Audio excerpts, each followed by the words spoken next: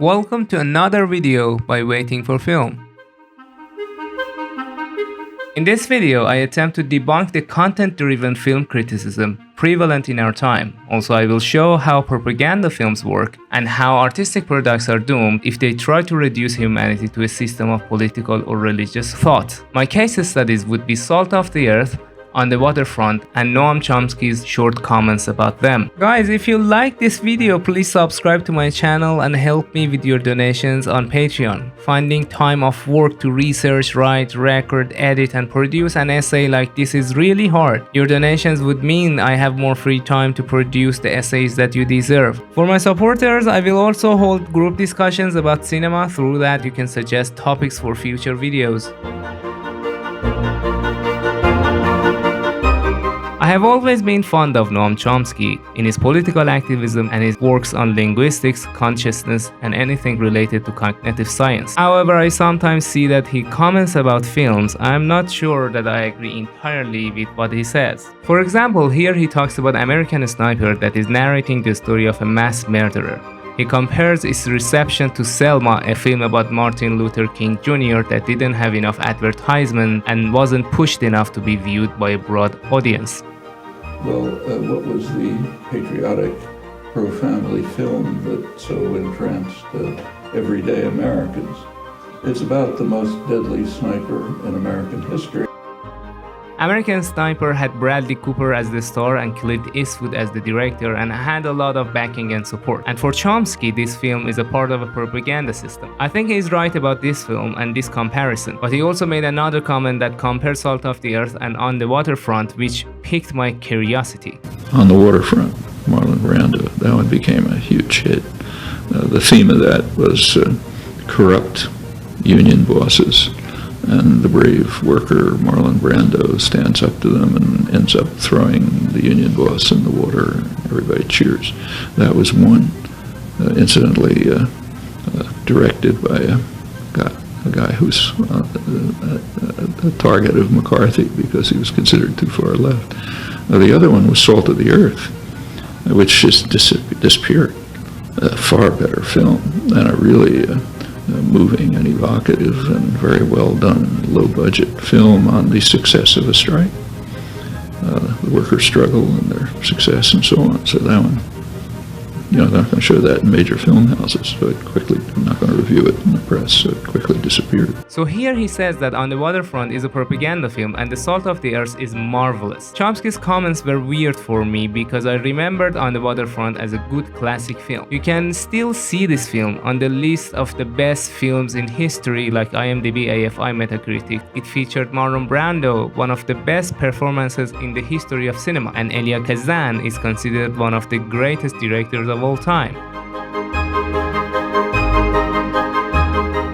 To tell you the truth, I hadn't seen Salt of the Earth, so I watched it. I had watched On the Waterfront many years ago, so I rewatched that as well. Salt of the Earth features a story about a group of workers who want to have equal rights in a mine. Therefore, they strike after a series of incidents in which their co-workers are hurt. They fight for their rights, and the police in that town want to crush them. But the workers come together. Even the workers from other mines and other factories come to help them, and they prevailed in the end. There's an issue with dramatic potential in this story during the strike. The men who are traditional and don't think about women as part of the workforce come to the realization that they need their women, and the women fight with them to participate in the strike. Actually, fight is a strong word. If they did fight, the story could become dramatic, but unfortunately they just disagree on this matter momentarily and it is resolved quickly. There are many excellent ideas in the film, like the idea of a strike, the ideas of democracy, a work union, many socialist thoughts like fighting for freedom, justice, fighting against racism, and many other amazing themes. However, as impressive as these themes are, for me, it wasn't a dramatic film. It was ironically a propaganda for socialism. What I mean by propaganda is cinema is different from Chomsky's ideas because I think people like him, whom I admire and respect in the real world and real life, when they talk about cinema, they mistake it for something else. They mistake cinema for a news agency.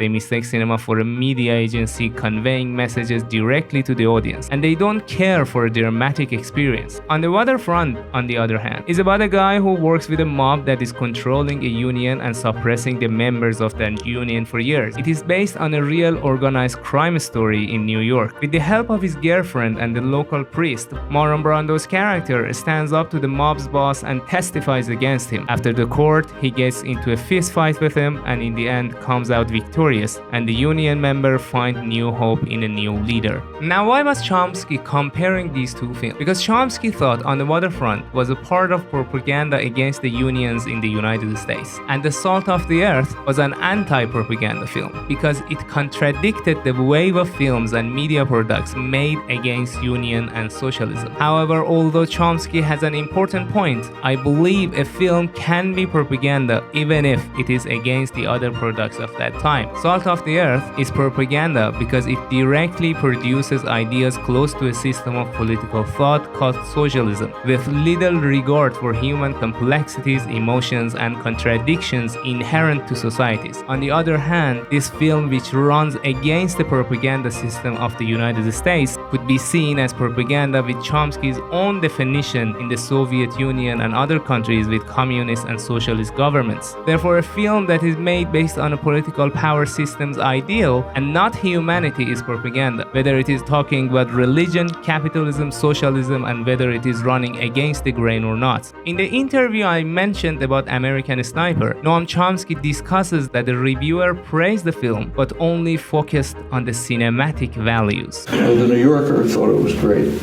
They kept to the cinematic values, and it's well done, nice photographs and so on.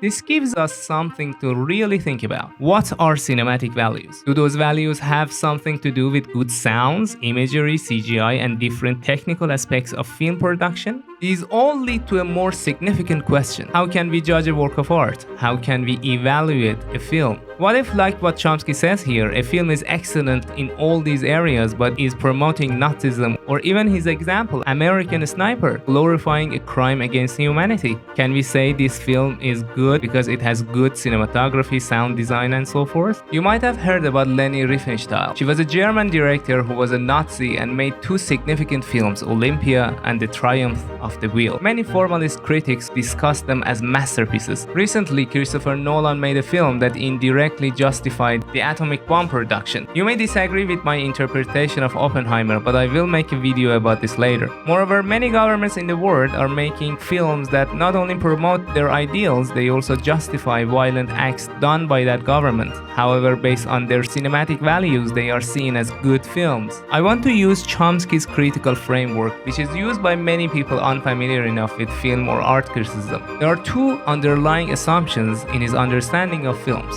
One, a film produces a message and it should be judged based on that message. So he believes that if you agree with socialist ideas, Salt of the Earth is a masterpiece. Second, there are cinematic values like cinematography, story structure, and other technical aspects in a film which critics who do not care about messages focus on to promote and analyze films. Let's talk about the first, reducing a film to messages. For the moment, I'm going to accept this reduction. Based on Salt of the Earth, workers can easily unite with no internal conflict, women can achieve equality with no real fight with their men, and the unions can win against capitalism if their strike lasts long enough. Are these messages accurate? Are they comparable to our experience in real life, or are they even logical? Isn't the film too optimistic or too unilateral? In such a story, conflict would arise from everywhere. A union member might be bought, the strike could destroy families, many might leave and many would object. A union leader might need to use force to mobilize the members. These are just some logical conflicts that are either missed, mentioned in passing, or resolved quickly in this film. In other words, the film is lying to propagate a noble cause. In its lie, in its simplification of humanity's complexities, this film is not different from films promoting Nazism or fascism. The technique is the same, propaganda. And what Chomsky is saying is not entirely true. Many film critics liked the film and tried to distance it from the propaganda that it actually is. New York Times saw, in substance, simply a strong pro-labor film with a particularly sympathetic interest in the Mexican Americans with whom it deals. And Daily News wrote, "If there is propaganda in this picture, it is not an alien one, but an assertion of principles no thoughtful American can reject." Therefore, the media model that Chomsky hated so much is, in actuality, helping the communist propaganda system. About the second assumption, the cinematic values. What are cinematic values? Mistaking cinematic values with technical aspects of filmmaking is a product of the media, full of incompetent film critics who are writing in popular newspapers, film journals, magazines, websites, and so forth. Investigating the level of illiteracy in contemporary film critics' text requires another video. For now, it suffices to say that the reasons for such a problem do not weigh entirely on the shoulders of the film critics themselves. The propaganda model that Chomsky introduced years ago for American media that need to advertise and sell their audience to corporations is the main problem. What we see today in the reviews of film critics is not film criticism. It is spreading meaningless adjectives and connecting films to the dominant social and cultural structure with no regard for the artistic values of a film. One of the issues is that they cannot write in a holistic manner. They are incapable of writing about form and story in a complex and intricate way. They might say the story represents this and that issue and the film has good compositions and accurate sound design. They might write, a film is fabulous, amazing, 2 thumbs up, the acting is mesmerizing, and other mechanical uses of language. That is why people as intelligent as Chomsky, when they look at how films are talked about in the media, mistake these texts with film criticism. In other words, as alert as Chomsky is in political issues represented in media, he has fallen victim to the propaganda system in film criticism, which has led him to believe good image is a cinematic value. Separating form and content is the bread and butter of any reductionist system. Form and content interact and transform each other. Hamlet and many soap operas are about sex, revenge, and betrayal. But Shakespeare's style, his form of storytelling, transcends these themes. This separation between form and content is false and could have a source in our inaccurate use of language. And it is ironic as Chomsky has a more holistic approach to humans in other areas such as cognitive sciences, but he forgets his nuance in films. Well, mind-body is meaningless. If there's no body, there's no mind-body problem. And there hasn't been any concept of body since Newton. I agree with Chomsky that there is no body and mind problem, but I think it should be extended to films and works of art. There is no separation of body or form and mind or content. There is no separation of the brain and the thought it produces. In other words, we cannot reduce a film to an argument, a sentence, or a message. There is an excellent paper called On Style by Susan Sontag about this issue that I highly recommend you read. So in essence, what Chomsky does here, reducing two films to propaganda and non-propaganda, socialist and anti-socialist, is problematic since a more in-depth analysis is needed to judge a film. I firmly and maybe somehow naively believe that an outstanding work of art or a spectacular film cannot produce meaning against humanity. A good work of art cannot be in essence immoral or inhumane. If we look at films holistically, I don't think we can find an excellent racist film or even a good Marxist or capitalist film. Using Chomsky's word, we are creative beings, all of us. He is using the word creative as something embedded in human intelligence and linguistic faculty. Human beings can produce infinite things with finite objects. This power and creativity make it impossible to restrict them in a structure. A film that reduces itself to a system of thought as neatly crafted as capitalism, Marxism, or any religion for that matter, is doomed to fail. I'm speaking of the kind of creativity that any child demonstrates when he is able to come to grips with a new situation,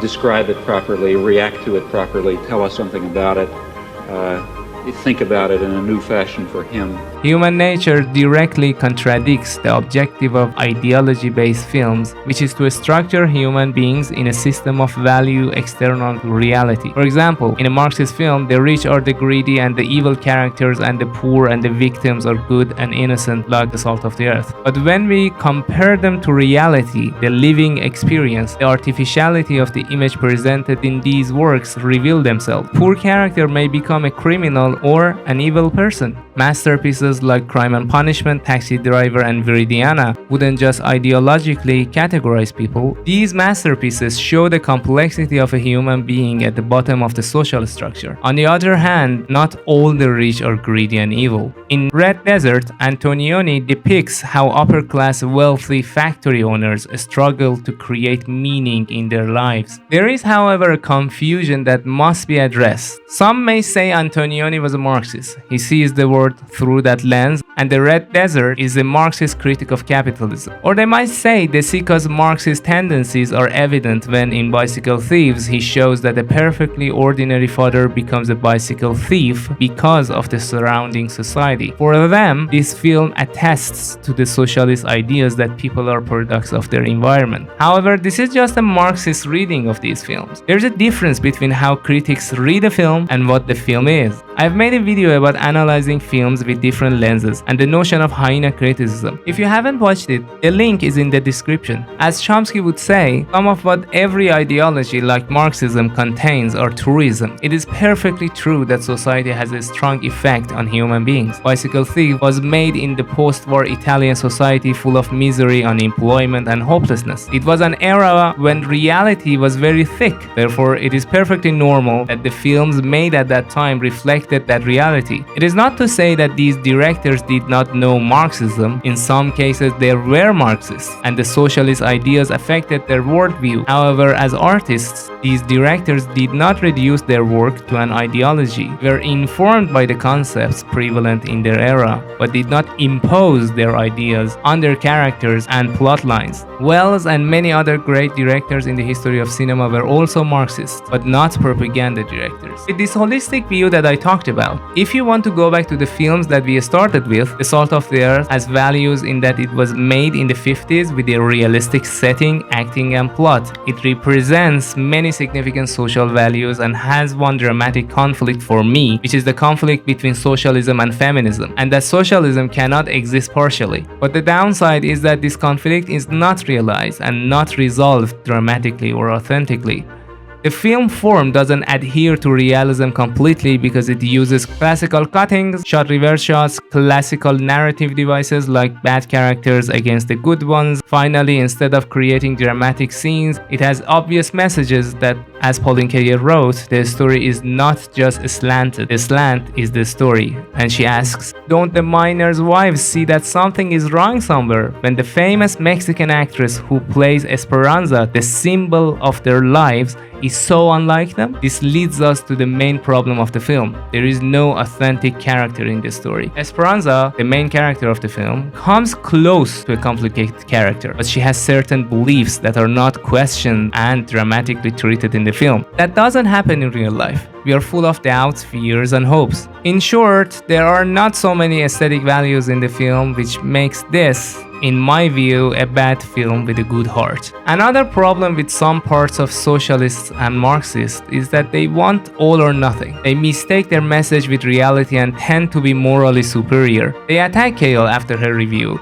and she responded to the degree that Christopher Brunel, the one that was responsible for the attacking, can so confuse the film with a slice of life that he can reprove me for not being moved by the struggles of the Mexican Americans for a better life. The social realist method has succeeded. With him at least, Salt wasn't a strike, it was a movie, but the confusion goes to the heart of the propagandist aesthetic. You are considered a strikebreaker if you didn't like it. With this eager propagandist view of cinema, it is no surprise that the House Un-American Activities Committee blacklisted the film's director Herbert Biberman. This happened during McCarthyism that targeted communists as un-American and prosecuted them. This era was one of the most shameful periods in the history of the United States. On the other hand, Elia Kazan, who made On the Waterfront, was a director who named names, meaning he sold out his fellow artists, and to this day many have not forgiven him. Because Elia Kazan is a traitor. Et parce qu'Elia Kazan est un traître. This adds a layer of context to why Chomsky hated On the Waterfront. But let's talk about On the Waterfront. The film has good qualities. Kazan's direction is masterful in acting, I could have been a contender. I could have been somebody. in framing,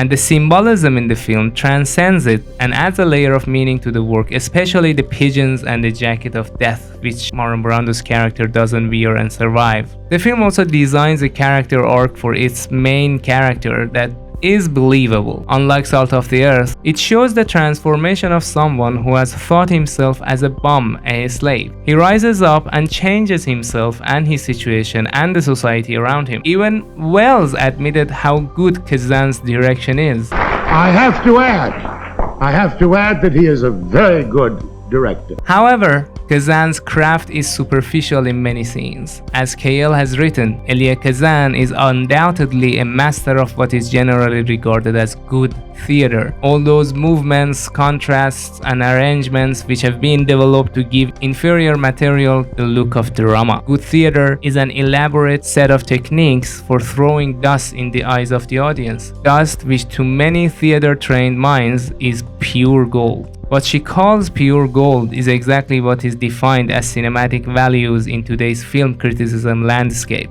Kazan is masterful all around. He is a good politician as well and is careful of future readings, embedding codes inside the narrative to fight the coming interpretations and generalizations. For example, the sources of good are the priest and a girl named Eddie Doyle, performed by Carl Malden and Eva Marie Saint. Regarding the priest, Elia Kazan has made him different from a cliché image. He smokes, drinks, fights. Regarding Eddie Doyle, she does not want to continue his Christian studies and wants to stay and fight the crime. Therefore, she is diverging from institutional Christianity. This attitude is continued when the film talks about the unions. It is very clear that the film separates this corrupt union from the others. Well, what about your union?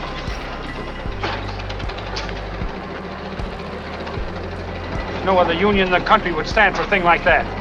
The waterfront's tougher, Father. Like it ain't part of America. So it is not an epidemic. It's just this one union that is run by the mob. However, we have to agree that the film was made in a very sensitive period when the unions were under attack and these two dialogues are not sufficient. Another problem that I have with the film is that although the bad character, the mob boss Johnny Friendly, talks about his life and his past life, the narrative is not designed to be sympathetic to him at all. So we don't fully understand him. This goes for the whole organization. The mob is portrayed as ghouls and they are comical. This is in line with the classical good and bad division between human beings which extends to today's world. Moreover, I think the film is indirectly a propaganda for Christianity. We talked about Kazan being careful, but when you choose your two sources of good from organized religion, differentiating them with little acts like smoking won't complicate the situation. Smoking and fighting are superficial. Therefore, it is a film about Christian ideals defeating the mob. You want to know what's wrong with our waterfront? It's the love of a lousy buck. It's making love of a buck, the cushy job, more important than the love of man. It's forgetting that every fella down here is your brother in Christ. But remember, Christ is always with you. Christ is in the shape-up, he's in the hatch, he's in the unit. He's kneeling right here beside Dugan. And he's staying with all of you. If you do it to the least of mine, you do it to me.